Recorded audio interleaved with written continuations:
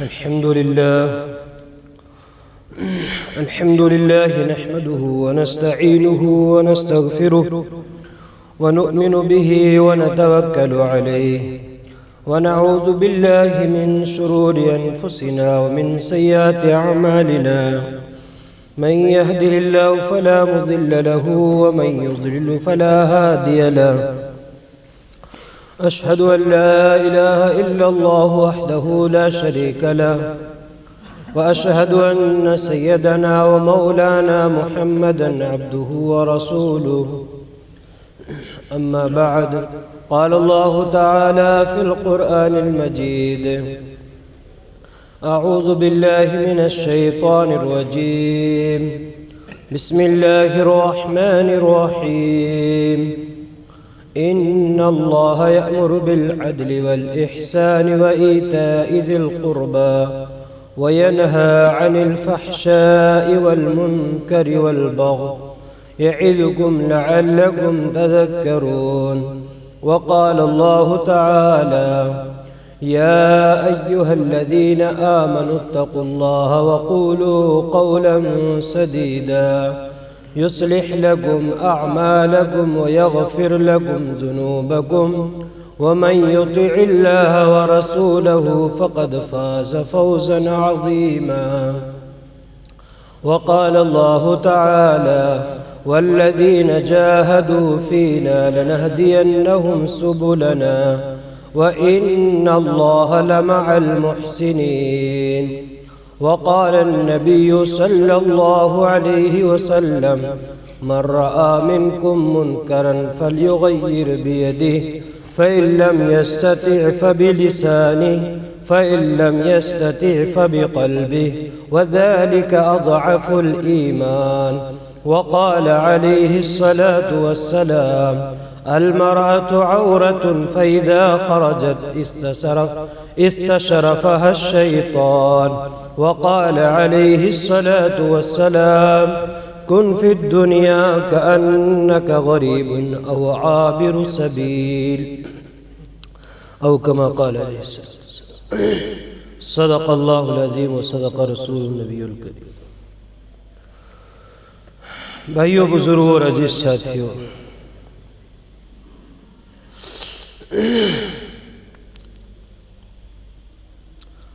آج پوری دنیا کے اندر برائیاں عام ہوتی جا رہی ہے اور انسان دین سے اور شریعت کے احکام سے دور ہوتا جا رہا ہے۔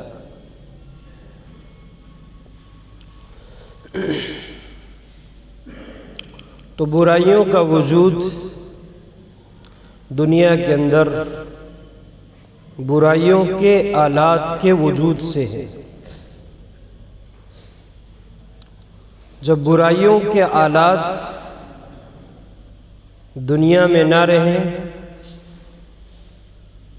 برائیوں کے آلات علاقے میں نہ رہیں، دنیا کے آلات بستی میں نہ رہیں، دنیا کے آلات برائیوں کے آلات گھروں میں نہ رہیں، برائیوں کے آلات انسان کے پاس نہ رہیں، تو وہ بستی، وہ علاقہ، وہ گاؤں، وہ شہر، وہ گھر، وہ فرد، وہ انسان برائی سے اپنے آپ دور ہو جائے گا۔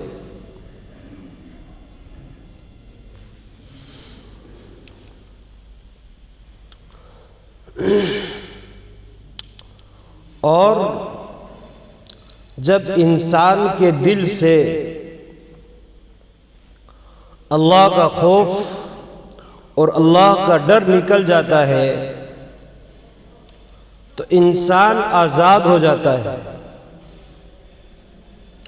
پھر اس کا مقصد خواہشات بن جاتا ہے۔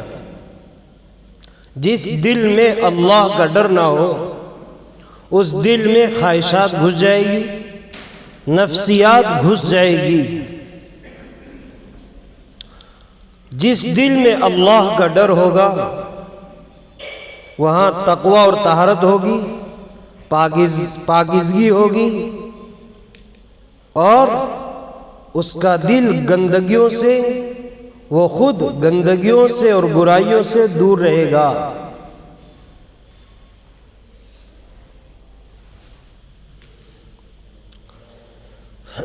تو آج ہر انسان برائی کر رہا، یہ صدا لگ رہی ہے، آواز لگ رہی ہے کہ یہ برائیاں ہو رہی ہے، یہ بے حیائیاں عام ہو رہی ہے، یہ طرح طرح کی اور نئی نئی خرابیاں اور برائیاں اور بدکاریاں اور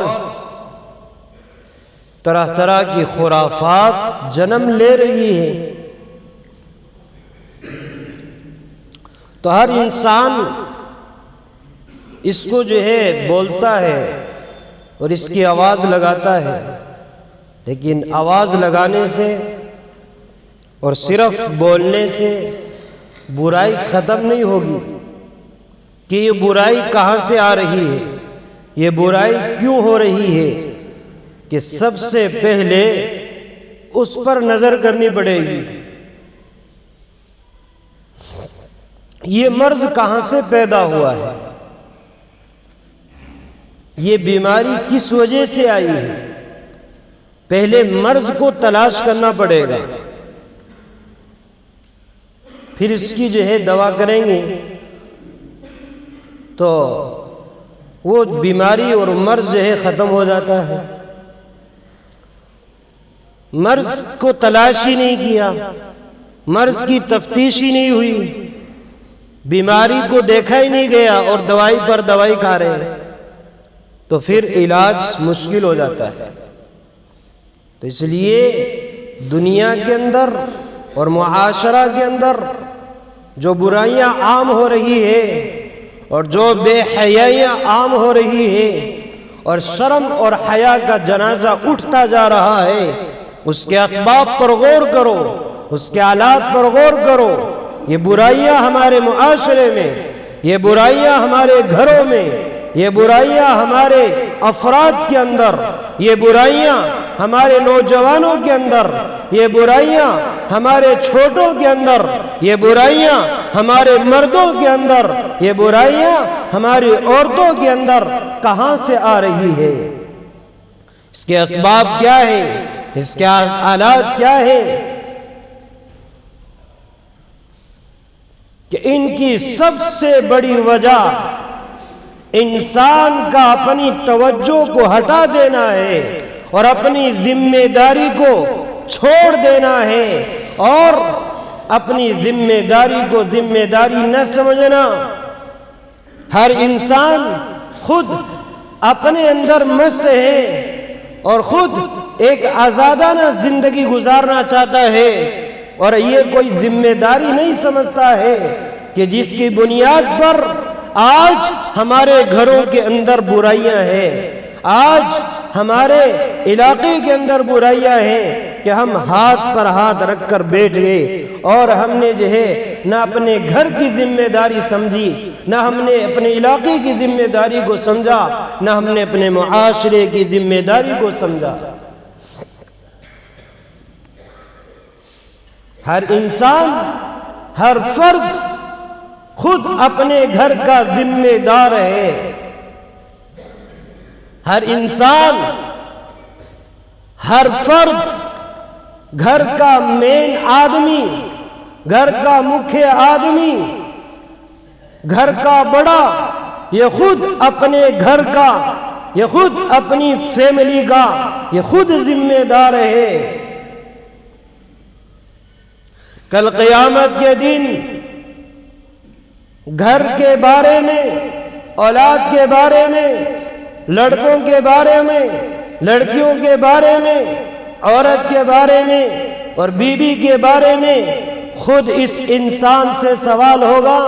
وَكُلُّكُمْ مَسْئُولٌ عَنْ رَعِيَّتِهِ، تم سب کے سب اپنے گھر کے ذمہ دار ہو، تم سے اپنے گھر کی ذمہ داری کے بارے میں سوال کیا جائے گا۔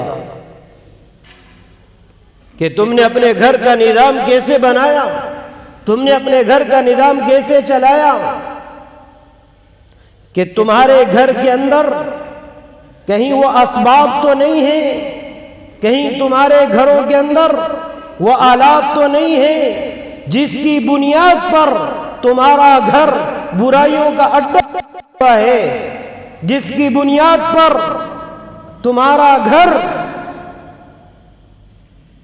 برائیوں سے اور خرابیوں سے اور طرح طرح کے خرافات سے بھرا پڑا ہو، کہ ان برائیوں کے اسباب پر اور برائیوں کے آلات پر غور کرنے کی ضرورت ہے کہ میرے نوجوان کے اندر یہ برائی ہے تو یہ کہاں سے آئی ہے، اس کا سبب کیا ہے، اس کی وجہ کیا ہے، اس کی وجہ پر غور کرو، اس کے سبب پر غور کرو، اس کے آلات پر غور کرو، اور برائی کے سبب کو، برائی کے آلات کو اس کے پاس سے ختم کر دو، گھر سے ختم کر دو، برائی اپنے آپ ختم ہو جائے گی۔ آدمی کہتا ہے کہ میرے تیجاب بنتا ہے، آدمی کہتا ہے مجھے شوگر کی بیماری ہے، طرح طرح کی بیماری گناتا ہے۔ ارے تیرا تیجاب بنتا ہے تو غور کر کس چیز سے بنتا ہے، کیا تو تلی ہوئی چیز کھاتا ہے، کیا تو تیز مرچ تیز مسالہ سالن کھاتا ہے، کہ جی ہاں کھاتا ہوں، کہ یہ چیزیں بن کر تلی ہوئی چیز مت کھا، تیز مسالے کی سبزی مت کھا، اپنے آپ تیرا تیجاب ختم ہو جائے گا۔ تو میٹھا کم کر دے، میٹھا کھانا چھوڑ دے، تیرا شوگر کنٹرول ہو جائے گا۔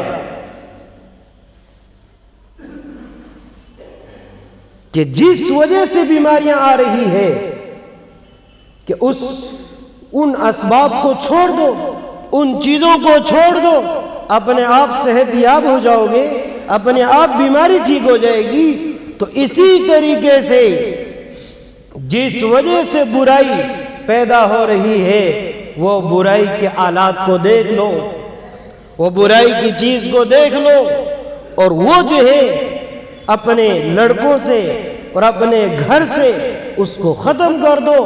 برائی ختم، بے حیائی ختم، بے پردگی ختم، لیکن اس پر کوئی غور نہیں کرتا ہے۔ گھر گھر کے اندر برائیوں کے آلات موجود ہیں، گھر گھر کے اندر برائیوں کے اسباب موجود ہیں۔ نوجوان لڑکوں کے پاس، نوجوان لڑکیوں کے پاس کیا ضرورت ہے اس شیطان کو دینے کی، یہ بڑے موبائل کو دینے کی کیا ضرورت ہے، کیا لگا ہے؟ خود باپ جو ہے اپنی کمائی سے 10,000 روپے جمع کر کے، 15,000 روپے جمع کر کے اپنے نوجوان کو موبائل لا کے دے رہا ہے، اپنی نوجوان لڑکیوں کو خود موبائل لا کر دے رہا ہے، اپنی بیوی محترمہ کو خود لا کر موبائل دے رہا ہے۔ موبائل کا اور عورتوں کا کیا تعلق ہے، کیا تعلق رہا ہے؟ جس عورت کے پاس یہ بڑا موبائل ہوگا اس گھر کے اندر بے حیائی ہوگی اور وہاں فتنہ اٹھے گا، اور یہ موبائل جس نوجوان لڑکی کے پاس ہوگا اور جس نوجوان لڑکی کے پاس ہوگا وہاں سے شرم اور حیا کا جنازہ اٹھے گا اور وہاں پر برائیاں جنم لے گی۔ کیا ضروری ہے غیر شرعی لباس اپنے بچیوں کو دینا، اپنی بچیوں کو لا کر دینا؟ کیا ضروری ہے؟ بیاہ شادیوں میں دیکھو، بیاہ شادیوں میں دیکھو کیا ہو رہا ہے۔ نوجوان بیٹیاں، نوجوان لڑکیاں غیر شرعی لباس پہن کر، غیر شرعی لباس پہن کر شرم اور حیا کا جنازہ اٹھ جاتا ہے۔ ایسا لباس پہن کر جس سے شرم بھی گئی اور حیا بھی ختم ہو گئی، ایسا لباس ہم خود اپنی بچیوں کو لا کر دے رہے ہیں۔ یہ بچیاں ہمارے سامنے تیار ہوتی ہے، ہمارے سامنے کپڑے پہنتی ہے، یہ بچیاں ہمارے سامنے ہار سنگار کر کے اور سج کے پھر یہ بیاہ شادیوں میں جاتی ہے۔ تو برائیاں نہیں ہوگی تو کیا ہوگی؟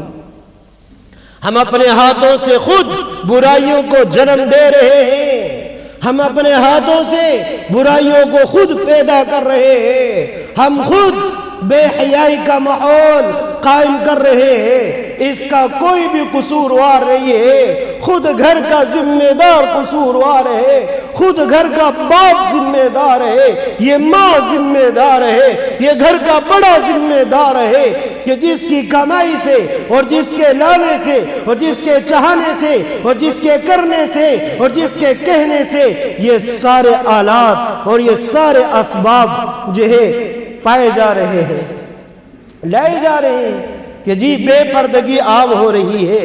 کہاں سے بے پردگی عام ہو رہی ہے؟ اپنی نوجوان بچیوں کو پردہ دے دو، اپنی نوجوان بچیوں کو برقع لگا دو، کہاں سے بے پردگی عام ہوگی؟ کوئی دوسرا تھوڑی لگائے گا۔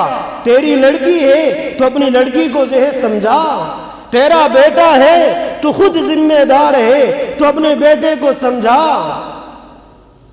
کوئی دوسرا کیا سمجھائے گا؟ کوئی دوسرا کیا بتائے گا؟ تو خود ذمہ دار ہے۔ بے پردگی تو نے عام کی ہے، تو پردہ چاہتا ہے تو اپنی نوجوان بیٹیوں کو بیاہ شادیوں میں کیوں بھیجتا ہے؟ کیوں یہ لانچا لا کر دے رہا ہے؟ کیوں یہ فراق لا کر دے رہا ہے؟ کیوں یہ غیر شرعی لباس لا کر دے رہا ہے؟ آج بیاہ شادیوں کے اندر یہ ماحول ہوتا ہے، ہماری نوجوان بچیوں کا جب دیکھا جاتا ہے نوجوان بچیوں کو اور ان کے لباس کو اور ان کے کپڑوں کو تو ایسا لگتا ہے جیسا کہ یہ کنجریاں ہو، جیسا کہ یہ کنجریاں ہو، جیسا کہ یہ بے حیا لڑکیاں ہو، ان کی جو ہے آنکھوں سے جو ہے حیا ختم ہو چکی ہو اور ان کی آنکھوں سے شرم کا پردہ اٹھ چکا ہو۔ یہ کپڑے کہاں سے آئے ہیں؟ یہ کہاں سے آتے ہیں؟ اور یہ بچیاں کہاں رہتی ہیں؟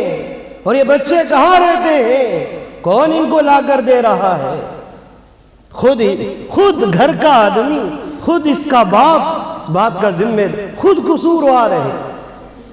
کسی کو قصوروار ٹھہرانے کی ضرورت نہیں، خود اپنے آپ کو قصوروار ٹھہراؤ، خود اپنے آپ کو ذمہ دار سمجھو، خود اپنی آپ کی ذمہ داری سمجھو کہ میرے گھر میں میری ذمہ داری ہے، گھر میں مکھیہ آدمی میں ہوں، یہ میرے لڑکے ہیں، یہ میرے بچے ہیں، یہ میرے نوجوان لڑکے ہیں، یہ میری نوجوان لڑکیاں ہیں، یہ میری بیوی ہے، یہ میرے گھر کے افراد ہیں، یہ میرے گھر کے لوگ ہیں، میں خود اس کا ذمہ دار ہوں۔ میں ان کی زندگی کو جیسے ڈھالوں گا ویسے ڈھلے گی، میں انہیں جسے سمجھاؤں گا ویسے سمجھیں گے، میں انہیں جیسا کھلاؤں گا ویسے کھائیں گے، میں انہیں جیسے پہناؤں گا ویسے پہنیں گے، میں انہیں جو کام کرنے کے لیے کہوں گا ویسے کام کریں گے۔ الٹے خود چلاتے ہو، اپنی اولاد کو خود برباد کرتے ہو، اپنی اولاد کو خود جو ہے خراب کرتے ہو۔ خود بچپن سے اس کو لے کر چلو کہ جی ہاں بچے بڑے ہوئے ہیں، مانتے نہیں ہیں، تھوڑی سختی کر دوں گا تو پتہ نہیں کیا کر لیں گے، یہ مر جائے گا۔ ارے مرنے دو، کیا مرنا اتنا آسان ہے؟ مرنے تو دو کہ دو چار مریں گے تو جو ہے اپنے آپ معاشرے سے برائیاں ختم ہو جائیں گی۔ عجیب ہے، باپ اپنی اولاد سے، باپ اپنے لڑکے سے، باپ اپنی لڑکیوں سے اتنا ڈر رہا ہے، اتنا خوف زدہ ہے کہ اس کو سمجھا نہیں سکتا، کوئی بات کہہ نہیں سکتا، اتنا ڈر رہا ہے۔ ارے اس لڑکے نے تجھ سے جنم لیا ہے، تجھ سے پیدا ہوا ہے، تو نے اس کی پرورش کی ہے، تو نے اس کو کھلایا ہے، تو نے اس کو پلایا ہے، تو نے اس کو پروان چڑھایا ہے اور اب تو خود اس سے ڈر رہا ہے. تو بتاؤ کیسے اصلاح ہوگی, کیسے جو ہے سدھار پیدا ہوگا؟ کہ نہیں اپنی اولاد پر سختی کرو, جہاں سختی کی ضرورت پڑے حدیث میں ہے سختی کرو. جہاں بلا چبلانے سے کام چل رہا ہے وہاں بلا چبلا کر کام نکالو, لیکن اس سے کام نہیں چلتا ہے, سختی کی ضرورت پڑے وہاں سختی کرو. یہ اولاد کے ساتھ لاڈ نہیں ہے, یہ اولاد کے ساتھ پیار نہیں ہے, یہ اولاد سختی چاہتی ہے, اولاد سختی کی محتاج ہے. اور یہ لاڈ میں اپنی اولاد پر سختی نہ کر کے اس کو جو ہے سدھار نہیں رہا, اس کی اصلاح نہیں کر رہا. سن لو, یہ اپنی اولاد کے ساتھ پیار نہیں ہے, محبت نہیں ہے, یہ اپنی اولاد کے ساتھ دشمنی ہے, یہ اپنی اولاد کے ساتھ نفرت ہے. کہ ایسا لاڈ اور ایسا پیار کس کام کا ہے جو تمہیں رسوا کر دے, جو تمہیں دنیا والوں کے سامنے ذلیل کر دے. ایسا لاڈ اور ایسا پیار کیا کام دیتا ہے؟